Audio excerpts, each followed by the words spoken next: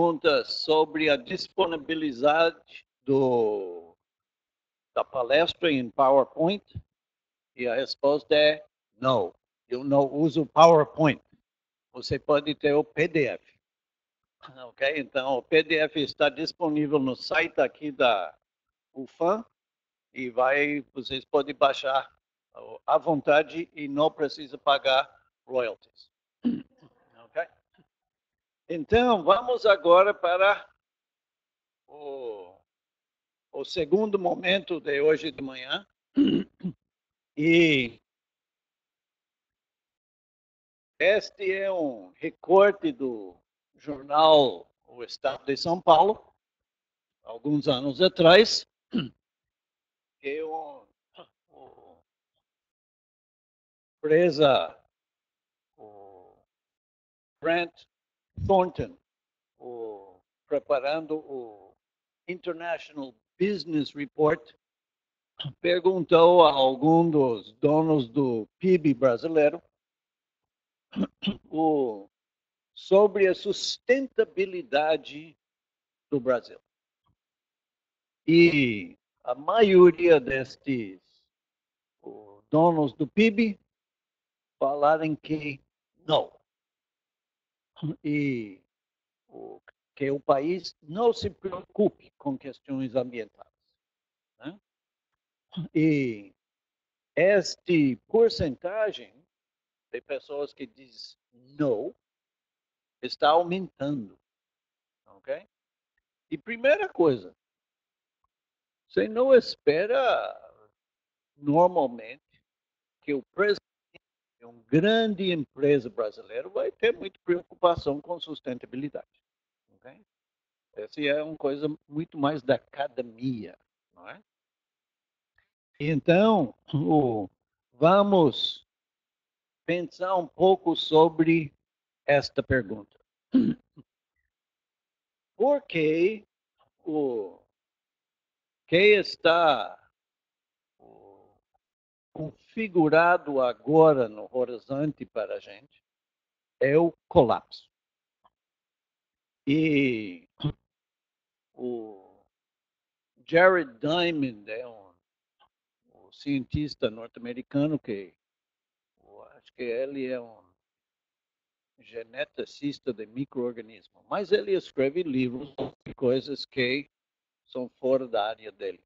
E um desses é colapso. E olha o subtítulo: como sociedades escolhem fracassar ou suceder. Então, se você olha para o Jornal Nacional ou qualquer outro jornal no Brasil atualmente, você está vendo o Brasil decidindo como entrar em colapso. Você vê Rio de Janeiro já está em colapso. E então, o Jared Diamond traça séries de exemplos históricos de sociedades que forem bem-sucedidos e entraram em colapso.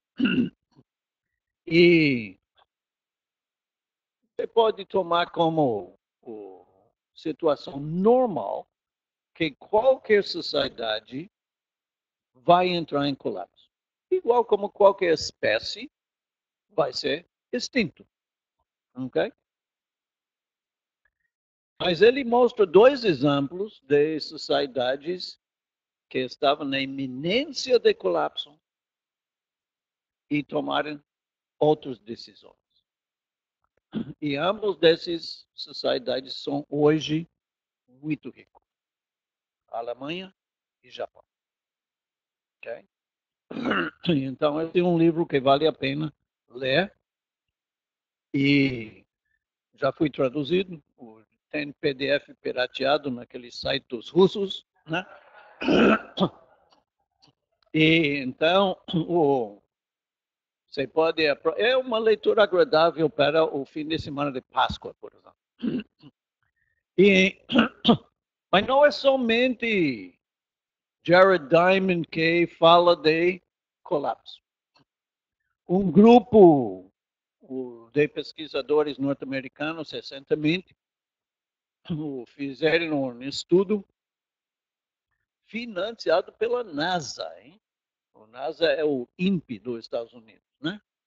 E chega na mesma conclusão. Você sai da civilização industrial. Parece indo para um colapso irreversível. Uma vez que entra em colapso, não sai mais. Ok? E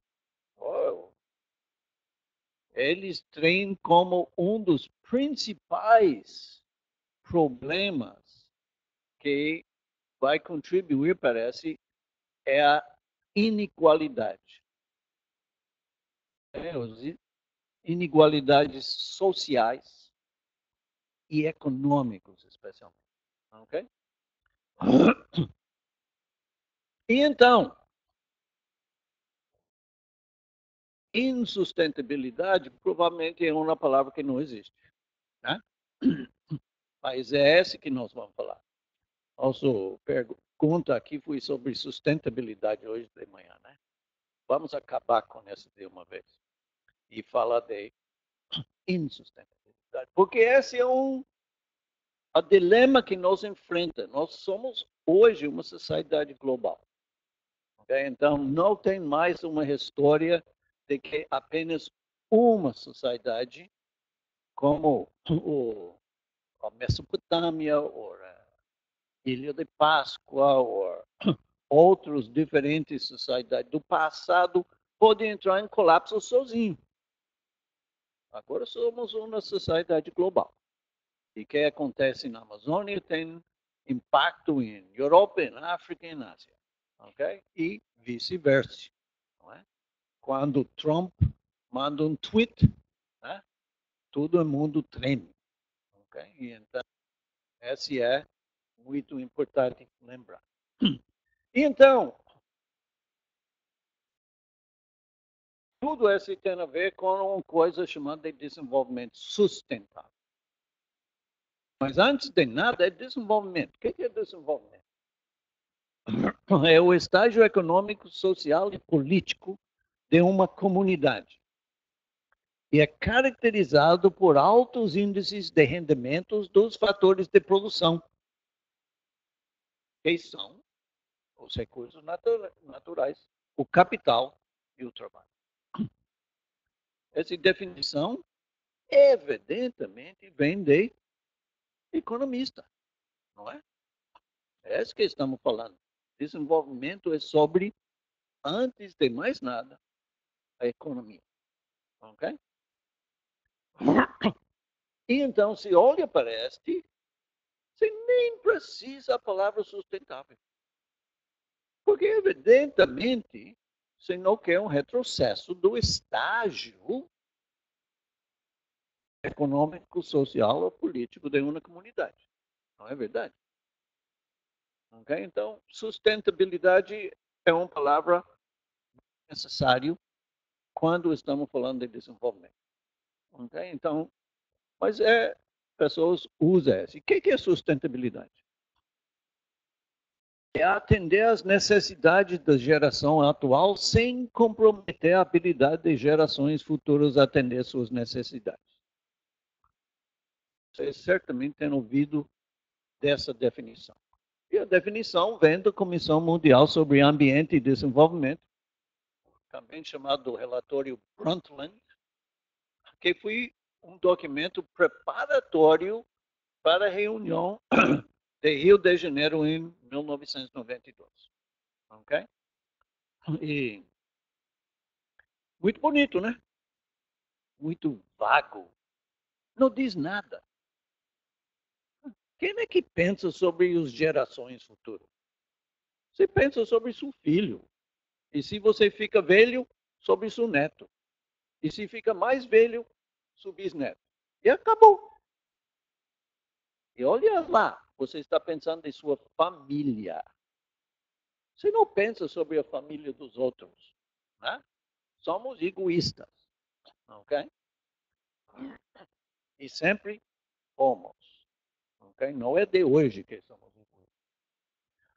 Então, essa é uma definição que não diz absolutamente nada. E então, nos surpreende que a situação está ruim e piorando. Okay? O mesmo relatório tem uma definição muito mais completa. Só que ninguém lê, porque está dentro do relatório. Aquele primeiro definição está no resumo. Você sabe que você pega muitos diferentes documentos e você só lê o resumo, né? Certo? Dentro tem uma definição que podemos chamar de estrita. Um estado em que todos os humanos, agora e no futuro, podem viver com um nível decente de bem-estar, dentro dos limites de que a natureza pode oferecer à nossa espécie e aguentar receber de nossa espécie continuamente e sem causar dano irrecuperável a outras formas de vida. Pô, esse é muito problemático. Okay? Então, o que estamos falando? Estamos falando que existem limites. Aquele primeiro definição não tem limite de nada. Okay? Agora tem limites. As outras espécies do planeta têm direitos de não ser extinto. Okay? Esse é o direito mais básico. Né? Você sabe que nos 10 mandamentos, não matar outro é um dos mais importantes. Né? Tá? E aguentar, oferecer e aguentar. Quem são esses? Hoje chamamos de serviços ambientais. Ok? E, então, agora temos uma definição muito diferente. Uma definição que exige que nós saímos de nosso lugar incômodo para fazer algo diferente. Ok? E então, bem recentemente, tivemos outra reunião em Rio, chamada Rio Mais 20. Vocês lembram? Ok? Saiu de lá uma nova definição. É Jeffrey Sachs. É um famoso economista, um tipo desses de programa de televisão. Ele vive falando de economia, não é mais economia. Mas ele é responsável para a rede das Nações Unidas para soluções de desenvolvimento sustentável. Título pomposo, hein? Ele estava aqui em Manaus recentemente, e eu fui para a palestra e fui um testemunho, e eu vou dar alguns exemplos. Então, essa é a nova definição. É a integração holística de objetivos econômicos, sociais e ambientais. Como abordagem de análise científica, governança, solução de problemas e ações humanas. Você entendeu alguma coisa? Porra nenhuma. Né? Então, estamos indo para o inferno ao longo de um estrado pavimentado com boas intenções de pessoas como essa. Ok? Então, vamos adiante aqui. E essa é a definição de George Bush de desenvolvimento sustentável. Ok? O império militar industrial com a maior população obesa do planeta. Ok? E eles vão mudar alguma coisa? Pergunta a Trump. Ok? Vamos adiante. E então estamos falando de mudanças a nível planetário causado por nossa espécie porque somos bons de construir nosso nicho. Lembra que eu falei de construção do nicho no último palestra? Okay? Esses são comportamentos humanos que está com a gente milhares, dezenas, centenas de milhares de anos. E lembra que eu falei agora que somos egoístas. Ok? Somos todos egoístas.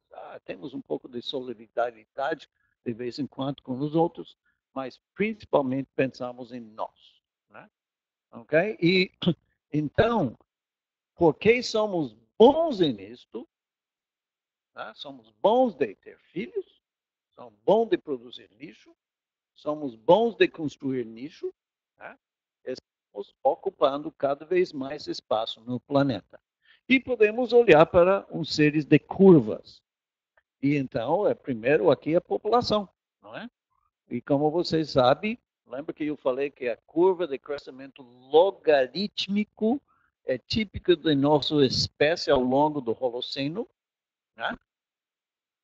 E o PIB, agora a nível planetário, é logarítmico também, né? E quando você soma essas duas coisas, o número de espécies extintos vai aumentando. Okay? As três curvas são iguais, não é? Logarítmicos, não é?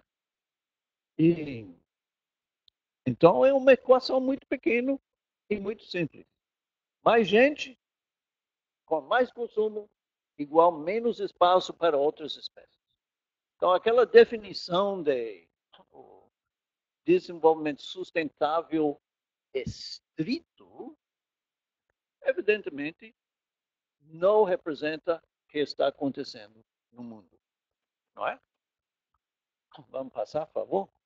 Vamos olhar um pouco mais dentro dessas curvas. Né? Então, o primeiro lá em cima na esquerda é a porcentagem de estoques pesqueiros nos oceanos que estão sobreexplotados. Ok? O ecossistemas terrestres, florestas sendo eliminadas em todo o mundo. Não é só na Amazônia que se está eliminando florestas tropicais e temperadas. Okay? Mais uma curva logarítmica. Nitrogênio na água, na zona costeira. Né?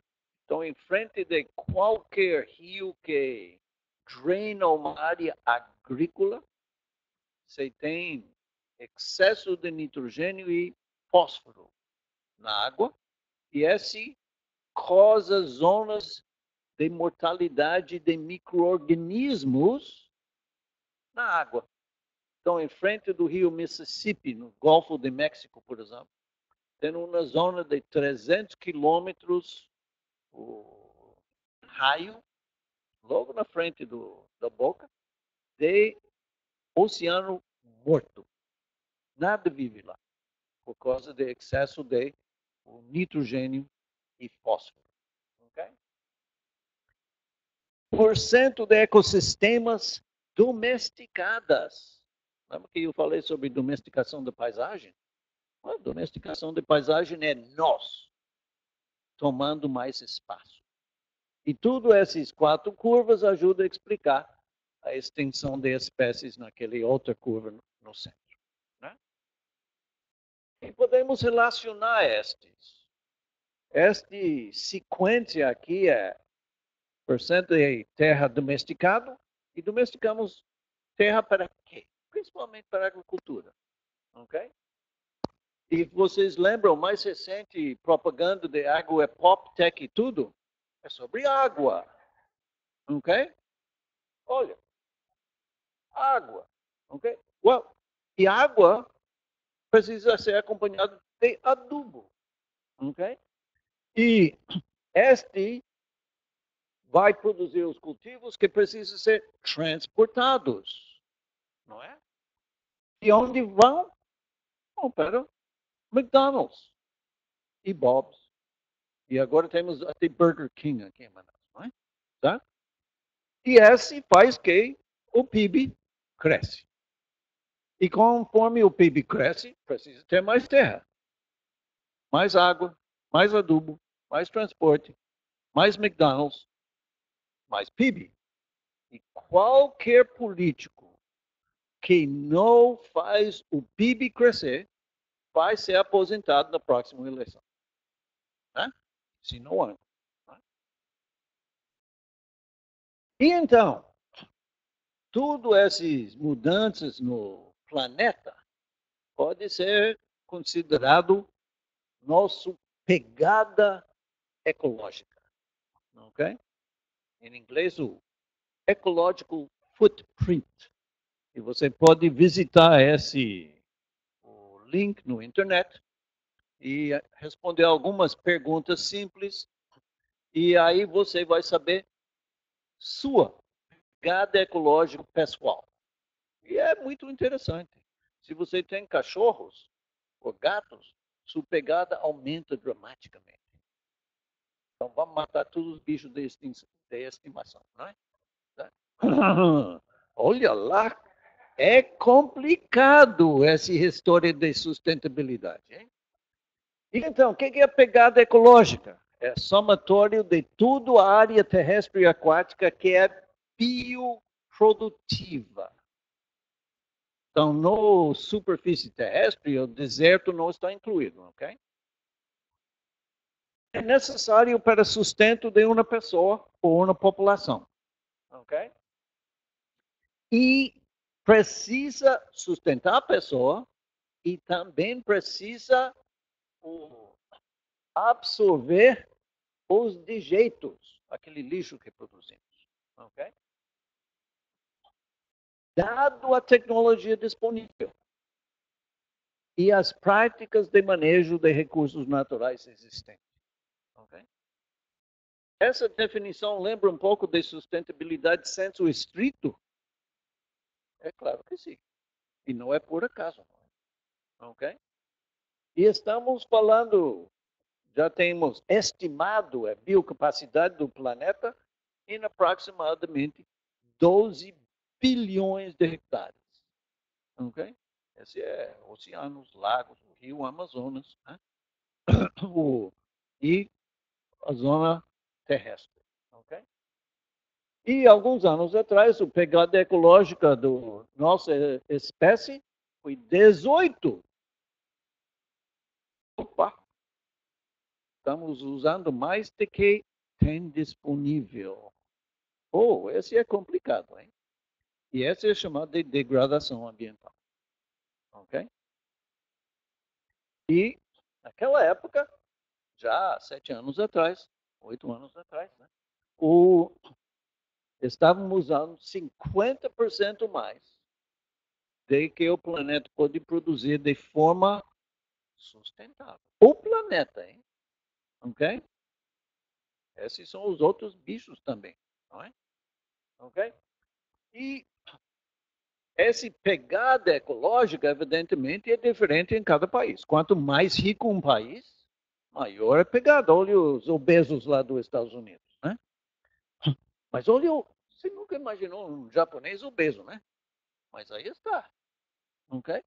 E os europeus, né? Os ingleses são impressionantemente obesos, né?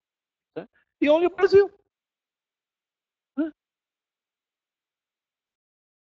E todos os políticos brasileiros querem transformar esse o raquítico mancha verde em um grande mancha gordo e vermelho. Ok? Mas esta situação atual representa uma oportunidade para o Brasil. Né? E este tem sido reconhecido de vez em quando por algumas pessoas. Okay? Mas ainda não tem tido um impacto. Agora, se levamos em consideração aquele pegada ecológica, né? E pensamos sobre a definição de sustentabilidade senso estrito, né? Nós temos uma situação em que a sociedade global, que é pautada em desigualdade, né?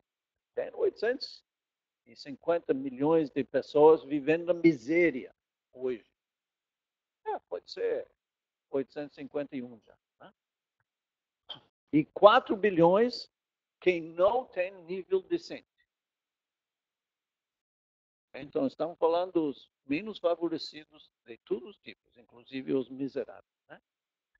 E então, para criar uma sociedade global justa que atende aqueles critérios de sustentabilidade senso estrito, precisamos 5 planetas. Nem Stephen Hawking está falando de ocupar 5 planetas. Ele só fala que precisamos ocupar mais um. Né? Okay? E de onde vem essa ideia de que precisamos tantos planetas? Vem desse pessoal aqui. Está pensando sobre a capacidade de carga. Esse é um conceito de ecologia. E quanto desse o espaço bioprodutivo que uma determinada espécie precisa para se manter estável. Okay? Qualquer espécie. Okay? Pode ser saúva, pode ser barata, pode ser humanos. Okay? Agora, pensando sobre a capacidade de nosso planeta, com aquela definição de sustentabilidade estrito, com aquelas ideias de pegada ecológica, etc., o Pimentel e Pimentel, um casal, né, estima que nosso planeta tem capacidade para algo entre 1 e 2 bilhões de pessoas. Esse é o número de pessoas que estavam no planeta no início do século passado. Okay? Então, eram bastante pessoas naquela época. Okay? Agora está ficando um pouco sufocado aqui. Não é?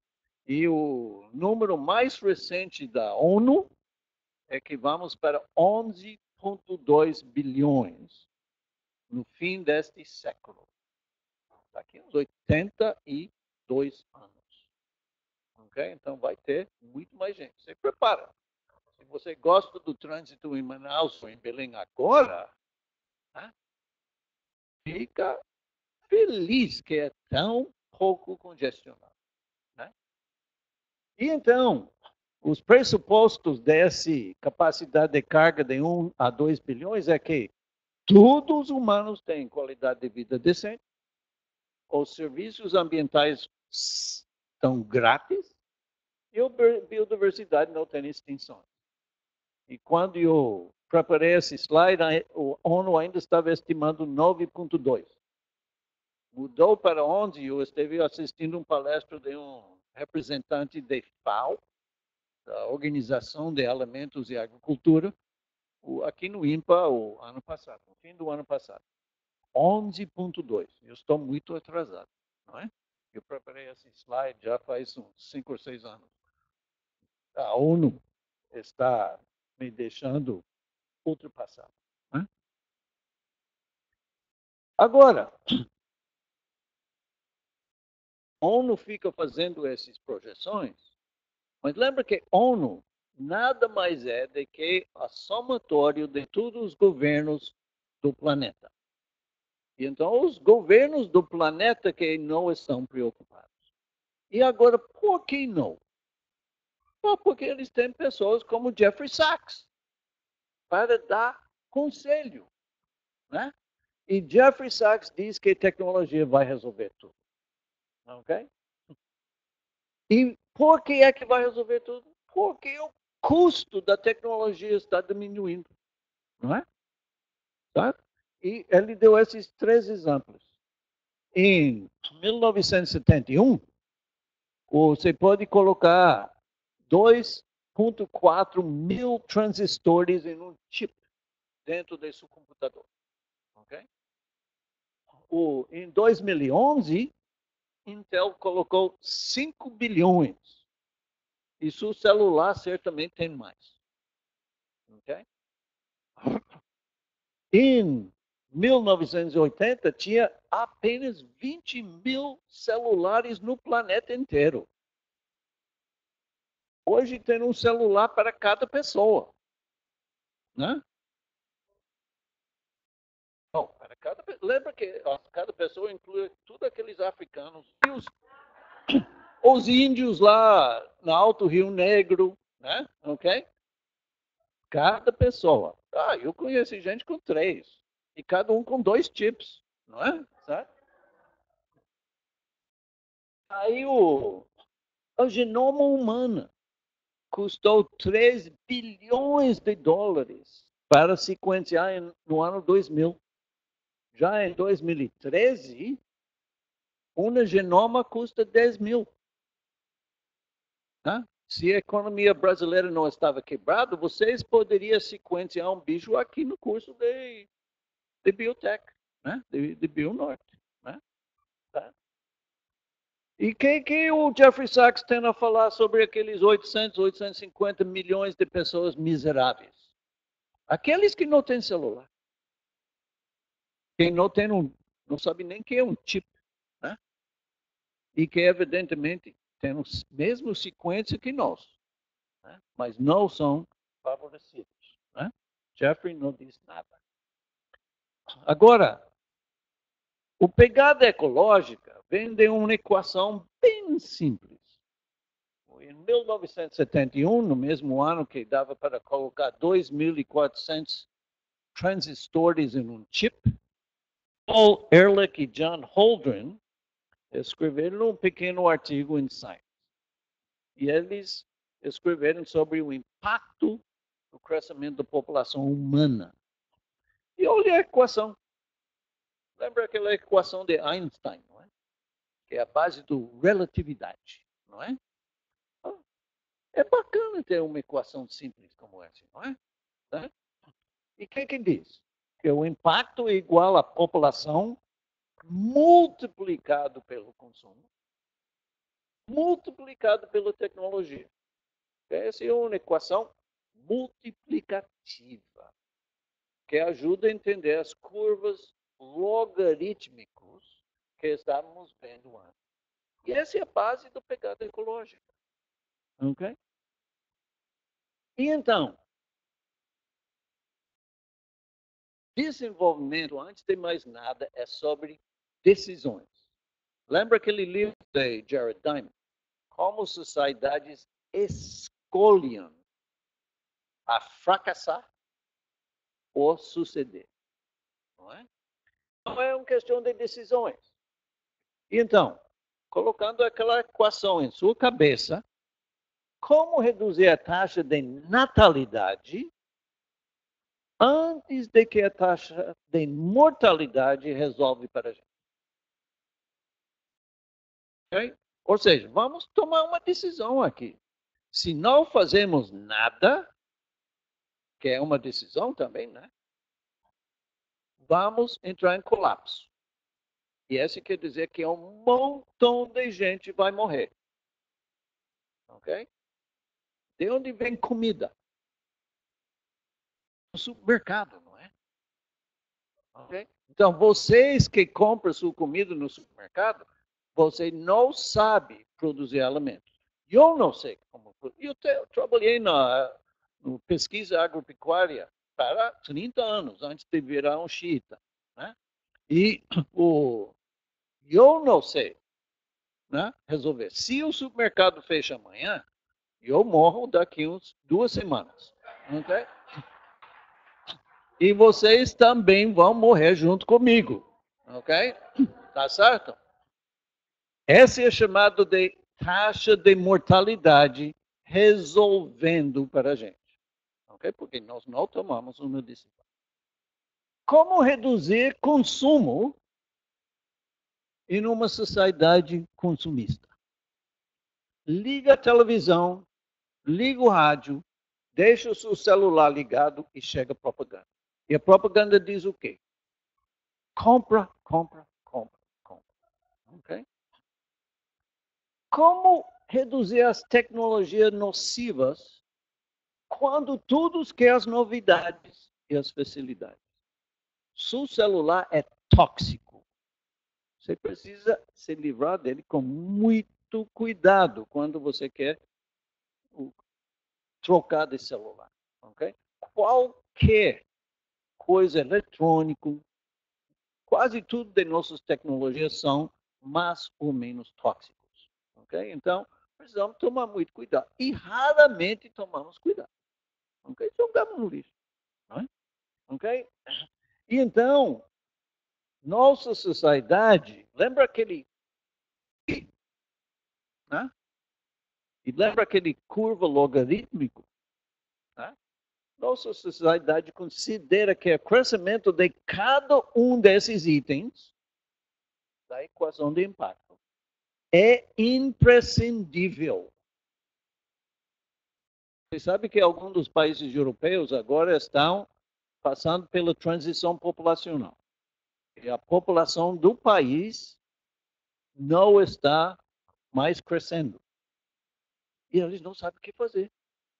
Porque vai ter um impacto no PIB. Ok? E então, eles estão até pagando seus cidadãos para ter mais filhos. Porque eles não querem ter imigrantes. Não é? Tá? Esses são os países europeus, eles são tudo branco. Introduzir um bocado de pessoas marrons e pretos, não pode. Não é? O racismo é muito forte em todo o planeta. Okay? Esses, tudo garante o crescimento do PIB.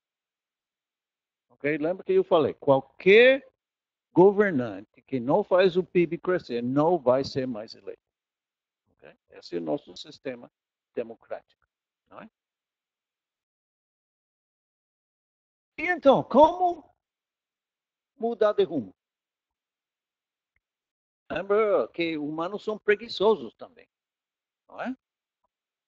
E então, no passado, crises têm estimulado ação. Quando teve o crise de colapso de Wall Street em 1929, os governos centrais, que quer dizer os europeus e Estados Unidos e Japão, mudaram coisas. E aí teve 30 anos em que a desigualdade social e econômica foi gradualmente reduzido nos países centrais. Okay? Então, essa foi a época pós-guerra, né? Porque a guerra ajudou isso a acontecer. E depois teve um período de paz em que a igualdade foi mais ou menos razoável nos países centrais. Okay? Mas esse mostra que é possível fazer. Okay? A crise teve uma resposta e a resposta foi conter capitalismo. Capitalismo precisa ser muito cuidadosamente manejado, não pode ser deixado livre. Okay? Agora, temos a crise da mudança climática. Quem aqui nessa sala acredita em mudanças climáticas? Duas pessoas, ok. Então não é muito crise, né? Ok? E então, três pessoas. Tinha de pensar sobre o caso, né? Tá? E então, mas esse mudou sua vida como? Nada, né? Então, essa é a razão que em reunião, depois de reunião, nada é feito. E em Paris, finalmente, foi feito alguma coisa voluntário. Né? E Brasil assumiu compromissos e está atendendo esses? Claro que não. Né? Depois tivemos mais uma crise econômica, o colapso de Wall Street de novo, em 2008. E tinha de ver a corrida. Esse gangue de Lula, Sarkozy, Obama, Merkel, Brown, correndo como nem Jason Bolt, para colocar status quo de volta. Essa vez não teve nenhuma mudança no sistema capitalista depois do colapso de Wall Street. Em 1929, tiveram mudanças dramáticas. Essa vez, nada. Okay? E, finalmente, o Lula e Dilma sempre vangloriaram que o Brasil era imune ao colapso. E o colapso chegou aqui também. Não é? E agora temos tempo. Então, pensando sobre o Rio mais Rio mais 20 fui chamado para avaliar o que havia passado desde Rio 92. Né? E então, todas as convenções de Rio 92 falharam. Tudo. O impacto humano continua a crescer. A extensão da biodiversidade continua. E durante Rio mais 20, a comunidade internacional estava desunida pelo colapso econômico. Né? E o resultado foi nenhum novo acordo. Nenhum. Somente uma nova definição, aquele de Jeffrey Sachs que falamos. Não é? Okay? Mas saiu de lá uma nova ideia. A economia verde. Vocês têm ouvido falar dessa? Se não têm ouvido falar, não perdeu nada. Então, o que é a economia verde? É aumentar o bem-estar humano e a equidade social. Opa, isso é interessante. Reduzir riscos ambientais e escassezes ecológicos. Reduzir o consumo de carbono e aumentar a eficiência no uso de recursos naturais. Muito bonito. Né? E, evidentemente, as empresas gostaram. Por quê? Quer dizer que cada humano vai ter mais dinheiro, não vai ter mais pobre. Se não tem pobre, você tem mais gente consumindo, né? Ok? Escassezes desaparece. A água, por exemplo, vai ser abundante. Né? Menos carbono, ok, dá para checar os elétricos. Né? E mais eficiência. Tudo empresa busca mais eficiência. Okay? Essa é a lógica. Né? Okay? Então, as empresas adoraram. Não é? Mas tem alguns problemas. Né? Nosso sistema planetário, os governos são os gestores dos espaço econômico. Né? Então, para a economia verde vingar, precisa de ação de governos. No Rio, os governos decidirem fazer nada. Ok? E, inclusive, logo depois do Rio, o governo brasileiro baixou o imposto sobre carros e combustíveis. Não é? Tá? Esse vai ajudar. E por que nossos governantes não são preocupados? Já falamos do índice de desenvolvimento humano, não é? Aumenta onde tem desmatamento. Está aumentando em todo mundo, e não somente por causa do desmatamento. Okay? É por causa do próprio índice. Okay? E então, se tudo está melhorando, por que se preocupar? E os governantes sabem muito bem que se não faz o PIB crescer, vão ser demitidos. Ok? E então, que estamos tendo é uma situação em que o crescimento do pegada ecológica está aumentando e os governos não têm decidido o que fazer. Ok? Estamos indo para a necessidade absoluta de 5 planetas, mas só temos um. Então precisamos ter algumas decisões. Mas os governos têm decidido a não fazer nada.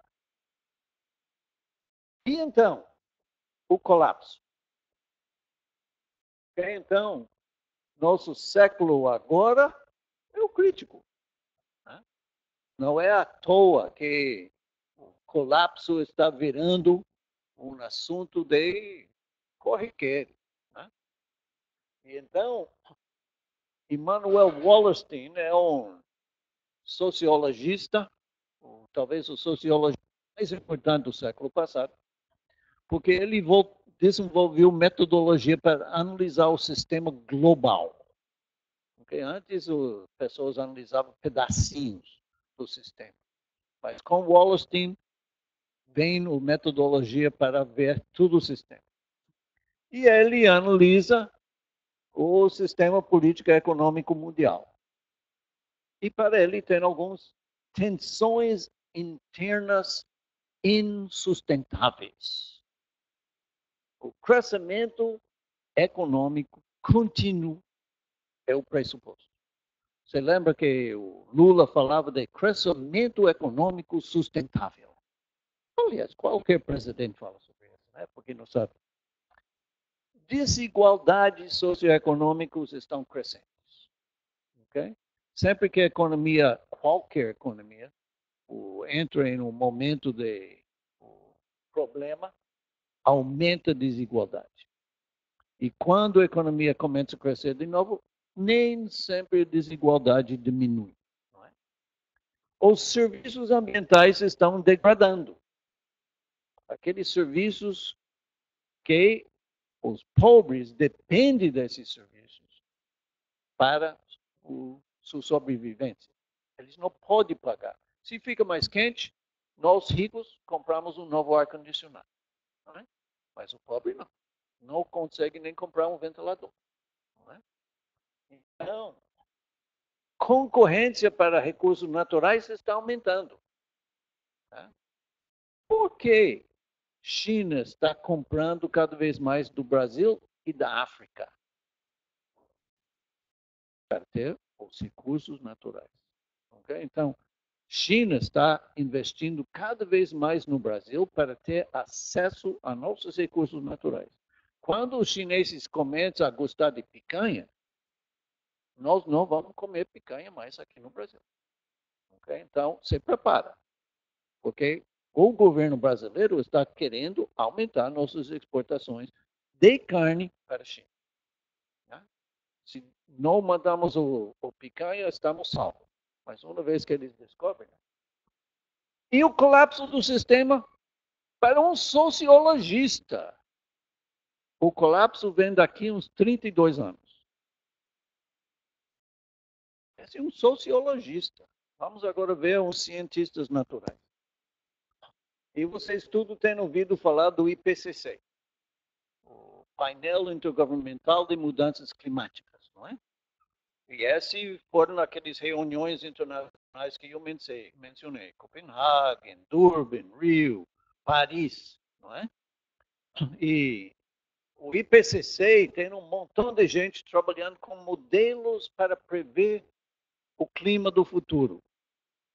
O INPE mal dá para prever se vai chover hoje. Eu sou melhor do que INPE a maioria das vezes. Eu abro a janela. Eles usam um supercomputador. Qual modelo do IPCC é melhor? Ninguém sabe. São 22 diferentes modelos. Okay? Mas, uma coisa é certa. El Niño está provavelmente aumentando em frequência. E por quê? Porque El Niño nada mais é do que a superfície do Oceano Pacífico ficando mais quente. Não é? Well, aumenta a temperatura do planeta inteiro. Quem é que vai aumentar a temperatura? O Oceano Pacífico. Então, é possível que El Niño vai passar a ser permanente. Esse vai mudar dramaticamente o clima da Amazônia. Ok? E então, vamos ver como esse modelo funciona. E então, em 2005, o Stanford, do Centro Inglês de Mudanças Climáticas, publicou esse modelo. E olha a Amazônia. O aumento de temperatura na Amazônia, temperatura média, aumenta em 14 graus. Então, imagina um dia de verão aqui. A temperatura é 40 graus já. Vamos aumentar para 54. Ok, para os ricos não tem problema, né? Compramos novo ar-condicionado. Né? Ok? Exatamente. Ok? Bom, felizmente, eles descobriram que tinha um erro no modelo. E então saiu um novo modelo em tempo para a reunião de Copenhague. E aí, o modelo mostra uma coisa similar. Né? Mas só que não é tão dramático. Vamos para a próxima, por favor. Quem é que vem de Santarém. Muitas vezes temos alunos de Santarém aqui em Manaus.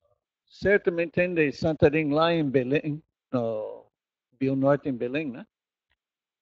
Esse ponto de mais 8 graus é Santarém. E Santarém já é uma das cidades mais quentes da Amazônia. Perde para Cuiabá e Palmas. Okay? Mas olha, Cuiabá só vai aumentar em 7 graus. Palmas também. Quem aumenta mais é Santarém. Ok? E então, lembra que essas são temperaturas médias. Ok? E este é dramático. Algum de vocês tem estudado fisiologia de plantas. Ok? E o cloroplasto, que tem a clorofila, né? É onde energia solar é transformado em açúcar. Não é? O cloroplasto para de funcionar quando a temperatura passa de 37 graus. Ok? Exceto em alguns cactos. Eles aguentam 40 graus, 40 e poucos. Ok? Mas a maioria de nossas espécies são C3 e C4. E 37 graus é quando o cloroplasto não funciona mais. Okay? Então, e num dia de verão em Santarém, daqui no fim do século, né? A temperatura de manhã vai ser 30 graus, até 10 horas vai ser 37, o clorofila não vai mais funcionar, até o fim da tarde, 4 graus. Né? E aí volta a funcionar. Mas durante todo o dia e toda a noite, a planta precisa respirar. Não é? Então, a planta não vai estar produzindo bastante açúcar para sustentar a planta durante 24 horas. E aí, pronto, morre. Okay? Quando está morto, pega fogo com facilidade. Okay? É por isso que o planeta está pegando fogo. Todo lugar que a temperatura média vai acima de 30 vai ser problemático. Okay? Mas talvez nem precisamos esperar. Esse é o mapa de 2014. Olha centro-oeste, Mato Grosso e o sul do Pará. E o centro-oeste brasileiro em geral. Né? Temperaturas muito altas. Ok? Então, esse está acontecendo. Então, a política tem respostas. Brasil, lembra que o Brasil está em uma situação privilegiada, que tem oportunidades disponíveis que outros países não têm. Né? Mas nosso novo Código Florestal poderia ter contribuído. Mas não está contribuindo muita coisa. Né? IBAMA está sendo desmantelado gradualmente. Né? O governo continua a estimular o PIB sem pensar em mais nada. E dar especial atenção para o agronegócio, porque o agronegócio funciona. Né? Okay? Mas para enfrentar as mudanças climáticas, precisamos de mais floresta, não menos floresta. E então, se o Brasil não é sustentável, a Amazônia pode ser sustentável. Afinal, nós temos o plano Amazônia Sustentável, não é? Quem nunca recebeu um investimento de coisa alguma. E a Amazônia, lembra a primeira palestra? Isso é muito importante. A Amazônia é colônia. Ok? E nós que somos da CIP, né? Sabemos que a Amazônia, que gera 8% do PIB, recebe muito menos em investimentos federais. E menos ainda em investimentos em ciência e tecnologia. Que poderia, possivelmente, talvez, no melhor das hipóteses, e se eu fosse otimista, ajudar. Mas a Amazônia pode ser sustentável em um país que não é, em um planeta que não é? Evidentemente que não. Agora, se vamos tentar ser, o que precisamos fazer? Seguindo pesquisadores do INPE, mas o INPE, oficialmente o INPE não diz isso, mas os pesquisadores do INPE dizem que precisamos manter 70% da floresta em pé. Okay? E esse é para ajudar o planeta. Lembra que a Amazônia é um fenômeno que apoia o planeta, no Brasil. Lembra que do Brasil, a Amazônia dá uma pequena porção do PIB. Mas a sociedade global não paga por isso.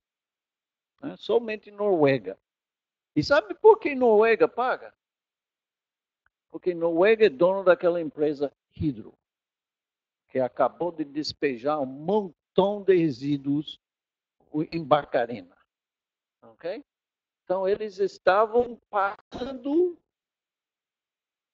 não porque são bonzinhos e porque pensam em sustentabilidade, mas porque já havia tomado conta de alumínio. Eles é que recebem tudo aqueles subsídios de eletricidade quase grátis para fazer alumínio. Um dos países tem maior IDH do planeta recebendo subsídio do governo brasileiro. Bacana, né? Okay. Pior, nenhum país desse planeta ficou desenvolvido com sua floresta em pé.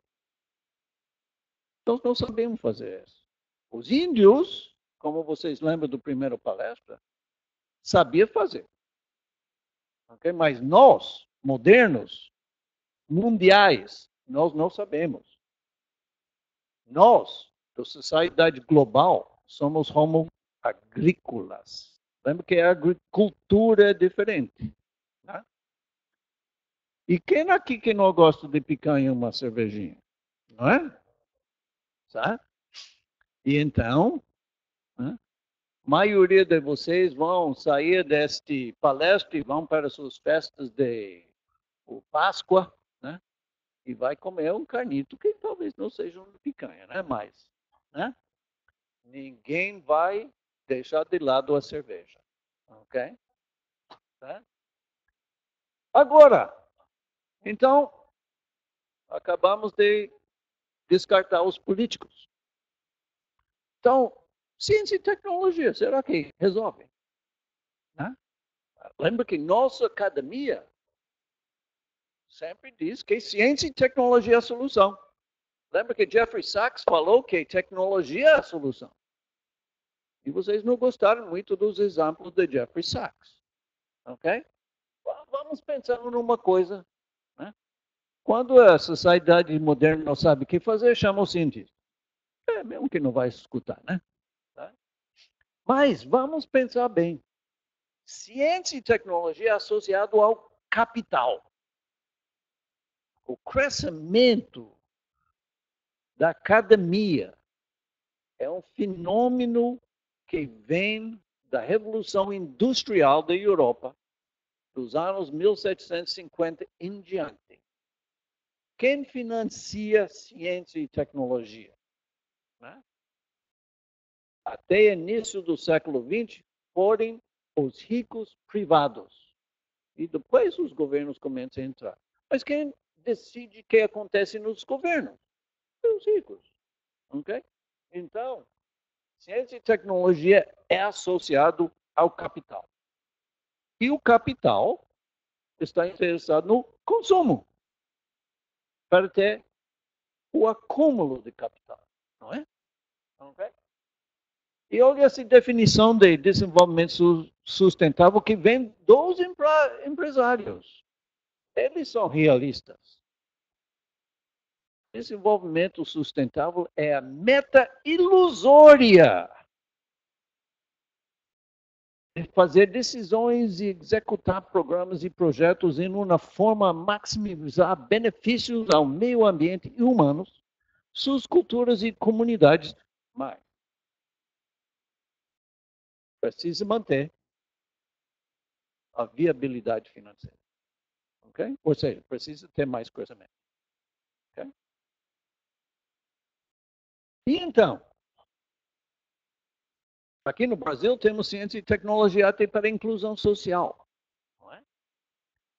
Mas esse exige investimentos enormes, porque num país tão diferente como o Brasil, tão diverso, cada comunidade precisa ter respostas diferentes, porque eles têm demandas diferentes e vantagens comparativas diferentes. E existem investimentos. O MCT tinha, eu não sei se ainda tem esse Ministério da Comunicação que temos atualmente, né? Antigamente, pelo menos, tinha uma divisão de inclusão social. Né? Mas lembra uma coisa, inclusão social quer dizer aumentar consumo. E lembra nossa equaçãozinha? Inclusão social aumenta a migração rural urbana. Já metade, 70%, 80% da população é urbana. E José Aldemir, que é um professor aqui da universidade, já fui reitor da UEA, já fui presidente do FAPIM, ele fala que pessoas urbanas não pensam na natureza. E ele tem tudo razão. Né? E então, é razoável esperar que ciência e tecnologia vai oferecer soluções? Lembra uma coisa, desenvolvimento é um estágio econômico, social e político de uma sociedade. Então, ciência e tecnologia pode ajudar o estágio econômico, especialmente aumentando os índices de rendimento dos fatores de produção. Mas e o estágio social? E o estágio político? Já acabei com os políticos, lembra essa? Não é?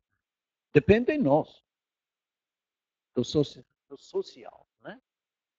E então, estamos falando de pessoas tomando decisões para responder a questões morais. Ninguém está discutindo essas questões realmente. Okay? As decisões sobre consumo e tecnologia são deixadas simplesmente para as empresas decidir. E as empresas são muito bons de marketing. Não é? E então, sustentabilidade, se é que existe, é uma equação ética e moral. Okay? E temos algumas perguntas pequenas, incômodas. Né? Humanos podem usar todos os recursos naturais do planeta? Outras espécies têm direito de vida? As altas taxas de extinção são aceitáveis? Né? Essas são perguntas éticas. Nós não consideramos realmente que a ética se estende a outros seres vivos do planeta. Mal temos ética entre nossas sociedades humanas. Né? E as decisões são morais, as respostas a essas perguntas. Né? E então, dá para mudar de rumo? Exige mudanças em nós. Né? E exige mudanças no poder econômico. Esse é o mais difícil. Okay? Dentro de cada família, precisa ter decisões sobre o número de filhos. Decisões sobre consumo, decisões sobre tecnologia que usamos. Okay? Esses não são mais simples decisões sem impacto. E, portanto, eles são decisões morais. Okay? Mas o pior de tudo é quebrar a rede de poder. Essa constelação aqui são os 1.300 empresas que controlam o mundo. Os governos não controlam mais o mundo. É mera ilusão deles. Né? E 147 dessas empresas controlam 40% de toda a riqueza do planeta. Né? Então, este é onde tem o grande desafio. Cada um de nós podemos tomar decisões que contribuem para mudar o rumo. Mas se nós conseguimos mudar este grupo, não vamos ter soluções. Okay? Este é o gargalo. Porque os governos hoje têm passado o poder para este grupo. Como que nós podemos pegar de volta nossos governos e usar nossos governos para pegar de volta o poder sobre o futuro do planeta? Este é o problema. Né? E se não fazemos nada?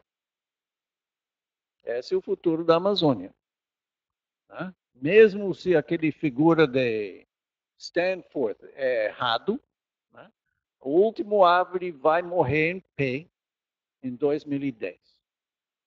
Em 2100, desculpa. 2010 já passou, né? E ainda estão vivos, né? Mas 2100, ok?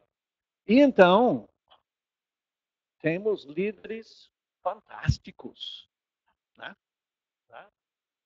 Será que ele está pensando? E então, a pergunta para todos de vocês hoje é o que você fez hoje para contribuir para a sustentabilidade de nossa espécie em nossa única planeta? Stephen Hawking morreu. E nós não vamos para um outro planeta a curto prazo. Então precisamos resolver aqui. Olha o fraco, né? Então, gente, muito obrigado por sua atenção. Evidentemente, não vou aceitar perguntas, porque eu não tenho respostas.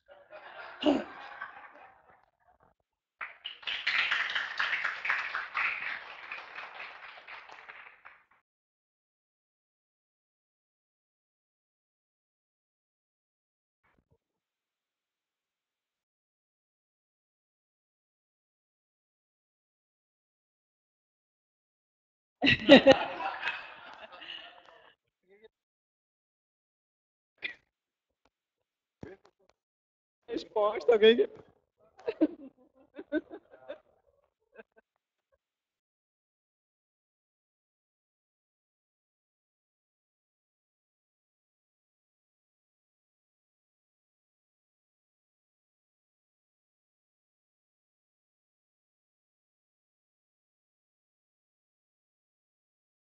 A Patrícia está pedindo para agradecer.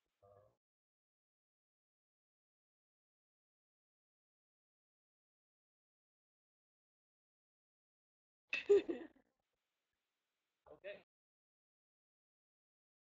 Bom. Bem, então nós vamos agradecer mais uma vez ao professor Charles Clement pela excelente palestra que sempre, né, professor? Por essa abordagem assim que deixa a gente, né, ficar otimista, não é? Reflexivo, não é? Sobre o futuro do nosso planeta, não é? Muito obrigada, professor. E nós esperamos no próximo, né? Vamos finalizar, então, a disciplina. Hoje é o último dia, última palestra.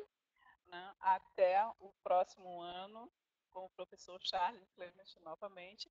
E a turma que participou, agora nós só agradecemos a presença de todos. Obrigada. Nós vamos disponibilizar a palestra, as duas palestras, no portal WebConf, do OneDrive, não é? OneDrive, ok? Obrigada. Boa tarde a todos.